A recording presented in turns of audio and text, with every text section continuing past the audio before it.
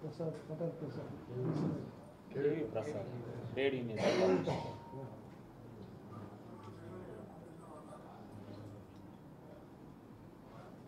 గట్ల సుబ్బారావు రావణమ్మ ప్రసాద్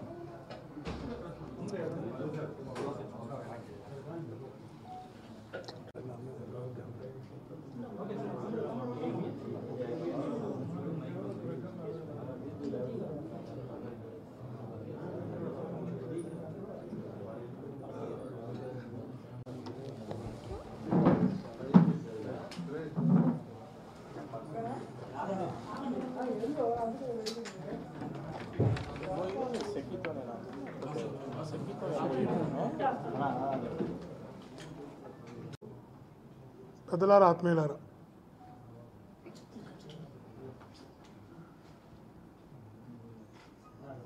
నిన్న మొన్న మాజీ మంత్రివర్యులు బాలినేని వాసన్న మాట్లాడుతూ నిజంగా కూడా ఒక అబద్ధాన్ని ఒక స్వార్థ ప్రయోజనం కోసం తన మాట్లాడిన తీరు ఖచ్చితంగా ప్రజలు హర్షించరు. తన మంత్రిగా ఉన్నప్పుడు జరిగినటువంటిదంతా కూడా తనకు చక్కగా తెలుసు ఏం జరిగిందని. ఎంత గొప్పగా తన మంత్రిగా ఉన్నప్పుడు రాష్ట్రానికి మేలు జరిగిందంటే విద్యుత్ చరిత్రలోనే ఒక చారిత్రకమైన ఒప్పందం జరిగింది. అది కూడా సెకీతో విద్యుత్ కొనుగోలు ఒప్పందం ఒక విద్యుత్ చరిత్రలో చారిత్రకమైన ఒప్పందం.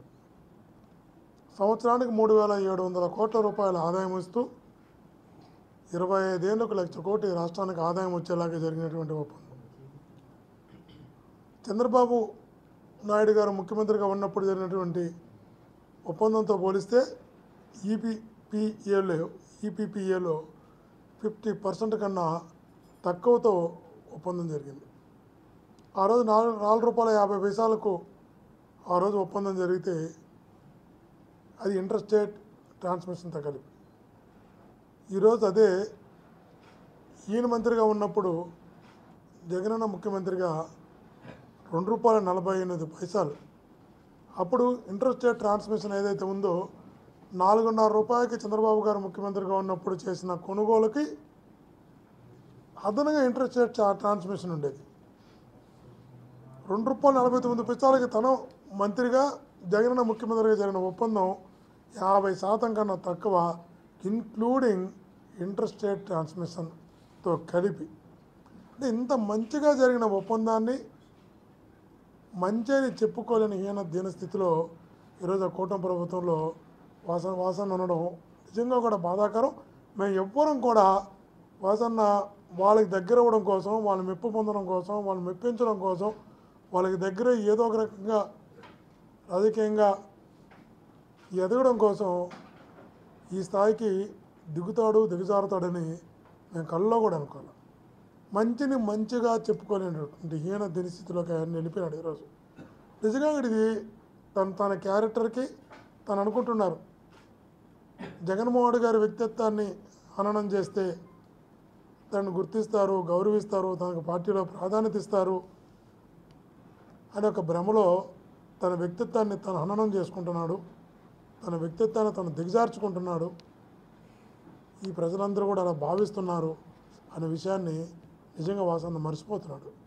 ఇది మంచిది కదా, ఎందుకంటే తను నేను ఎంపీ ఎమ్మెల్యేలుగా పోటీ చేశాం, తిరిగాం. కానీ ఎవరినో మెప్పించడం కోసం, ఎవరికో దగ్గర పోవడం కోసం, ఏదో ఒక ఎమ్మెల్సీ అవ్వడం కోసమో, దానికన్నా పై పదవి కోసమో ఈరోజు మనిషి అలా దిగజారిపోతాడని మేమైతే ఊహించలేకపోయాం. ఎవరు అంటున్నారు సార్ తన భ్రమలో ఉన్నాడు, పాపం ఆ ఎమ్మెల్సీ పదవి కూడా 9 కోట్లు ఎంత ఇచ్చి కొనుక్కునే పరిస్థితిలో ఉన్నాడు తన పాపం. అక్కడ తనకి ఆడు ఫ్రీగా కూడా ఇవ్వడం లేదు అంటే ఆశ్చర్యం వేస్తుంది.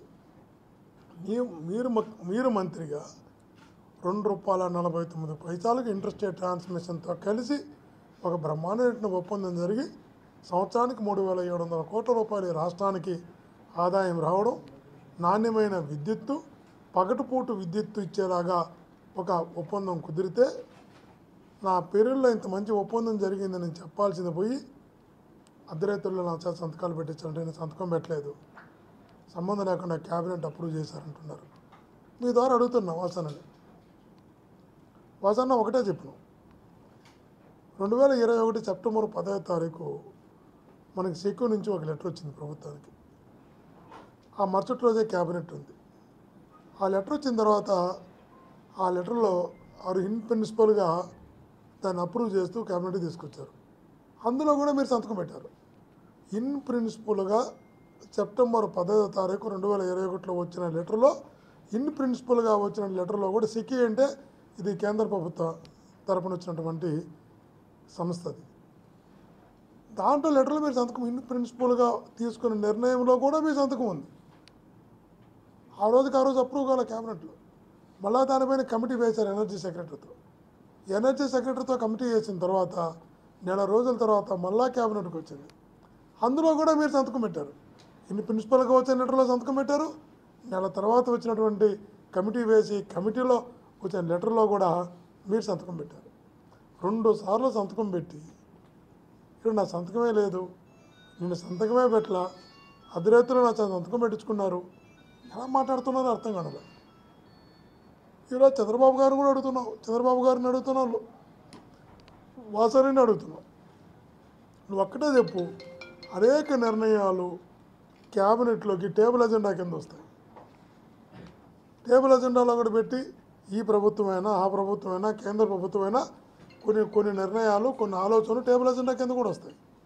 కొన్ని ముందు రోజు నిర్ణయాలు తీసుకున్నట్టు ఉంటాయి. ఇవన్నీ కూడా సర్వసాధారణం. పరిపాలన, నేను 10 సంవత్సరాలు శాసనసభ్యుడిగా పనిచేశాను. ఈ వ్యవస్థ మీద ఉన్న అవగాహనతో చెప్తున్నా. కాబట్టి నాకేం సంబంధం లేదు, నేను పెట్టలేదని క్యాబినెట్ అనేది కలెక్టివ్ డిసిషన్ అవుతుంది ఎప్పుడు కూడా. సరే, ముందు రోజు చర్చించుకోవడము, సేమ్ డే చర్చించడము, ఇవన్నీ సర్వసాధారణంగా జరుగుతున్న అంశాలే. కానీ ఈ పర్టికులర్ ఇష్యూలో మీరు ప్రిన్సిపల్గా తీసుకున్న నిర్ణయంలో సంతకం పెట్టారు.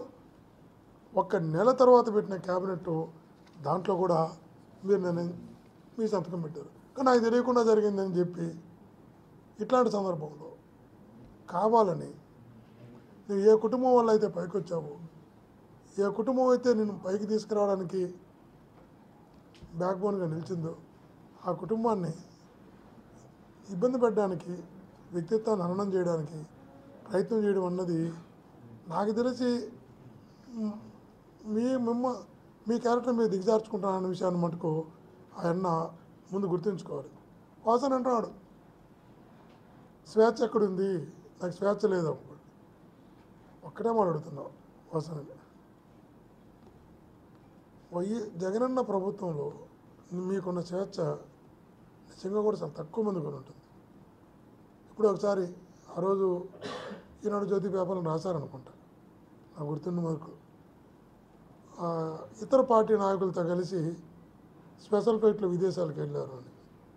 అంటే విదేశాలకి స్పెషల్ ఫ్లైట్లో ఇతర పార్టీలతో కలిసి వెళ్ళగలిగేంత స్వేచ్ఛ కూటమి ప్రభుత్వం నీకు ఉంటుందా అని అడుగుతున్నాను.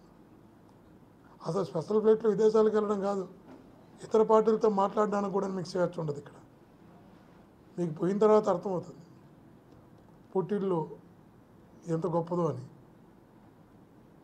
ఎంత గొప్పగా చూసుకున్నదో, ఎంత స్వేచ్ఛ ఉన్నదో, ఎంత గౌరవంగా చూసుకున్నదో మీకు ఇప్పుడు కాదు, కాలం గడిచే కొందికి చాలా అర్థమవుతుంది. కాబట్టి వాసన ఒకటే చెప్తున్నాం, ఎవరినో సాటిస్ఫై చేసి ఏదో ఎదగాలని నీకు గుర్తించి గౌరవించి నేను హక్కును చేర్చుకున్న పార్టీపై బండలు వేసి అబండాలు వేసి నువ్వు లబ్ధి పొందాలనుకుంటే లాంగ్ టర్మ్లో అది ఖచ్చితంగా చెప్తున్నా నీ స్థాయిని దిగజారుస్తున్న విషయాన్ని కూడా ఎప్పుడు గుర్తుపెట్టుకోమని గట్టిగా తెలియజేస్తున్నా. ఏదేమైనా కూడా ఆత్మీయులారా, ఆధారాలతో, సాక్ష్యాలతో, నిజాలతో సంబంధం లేకుండా జగనన్న వ్యక్తిత్వాన్ని హననం చేయడానికి వాసన లాంటి వాళ్ళు ప్రయత్నం చేసినా, వాసనను అడ్డు పెట్టుకొని ఎవరు ప్రయత్నం చేసినా అది వాళ్ళకే తగులుతున్న విషయాన్ని కూడా గుర్తుంచుకోవాలి. ఇంతకుముందు కూడా ప్యారడైజ్ పేపర్స్ అని రకరకాల ఆరోపణలు చేశారు. చివరికి అర్థమైనాయి 2017 అనుకుంటా. 19లో రిజల్ట్స్ ఎలా వచ్చాయో మనకంతా కూడా తెలుసు. కాబట్టి వాసన్న మళ్ళా చెప్తున్నాం, నేను ఎక్కడ ఎంపీగా పోటీ చేసినా, ఎక్కడ ప్రతి పల్లె తిరిగా, ప్రతి ఊరు తిరిగా, ఇక్కడ ప్రజలు ఇట్లాంటి మనస్తత్వాన్ని అంగీకరించిన విషయాన్ని మీకు తెలుసు, నాకు తెలుసు. తప్పకుండా భవిష్యత్తులో జగనన్న వైపు ఎన్ని ఆరోపణలు చేసినా, ఎన్ని అభాండాలు వేసినా, ఎన్ని రకాలుగా ఎంతమంది కలిసి ఒక వ్యక్తిని ఎదుర్కోవడానికి ఎన్ని పార్టీలు కలుస్తున్నాయి, కుటుంబాన్ని కూడా తిరుగుబాటు చేయిస్తున్నారు. ఇట్లాంటి వాసనలను పిలుచుకొని వీళ్ళతో తిరుగుబాటు చేయిస్తున్నారు. ఒక వ్యక్తిని ఎదుర్కోవడానికి ఇంతమంది ఒకటి కావాలా? ఇంతమంది కలిసి ఒక వ్యక్తి యొక్క క్యారెక్టర్ని మీరు అసెస్ చేయాలనుకుంటే ప్రజలు తన వైపు నిలవరా? కానీ ప్రజలు అండ బలం జగనన్నకు ఉంది. కాబట్టి ఇటువంటివన్నీ కూడా నిలవ ప్రజల ముందరని కూడా తెలియజేస్తున్నా. థ్యాంక్ యూ అనండి.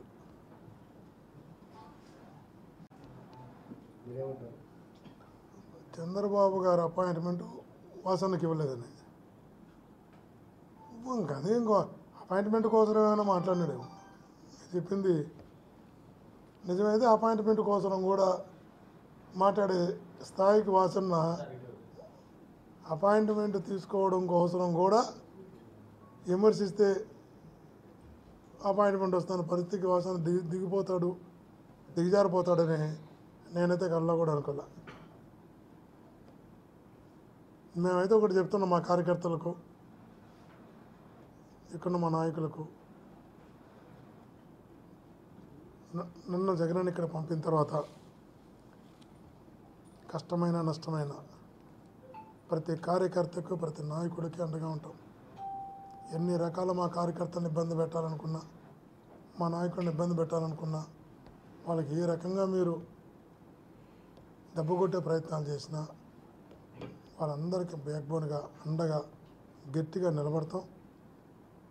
ఒంగోలుకి సంబంధించి ప్రతి నాయకునికి ప్రతి కార్యకర్తకి గట్టిగా అండగా నిలుస్తామని తెలియజేసుకుంటాం.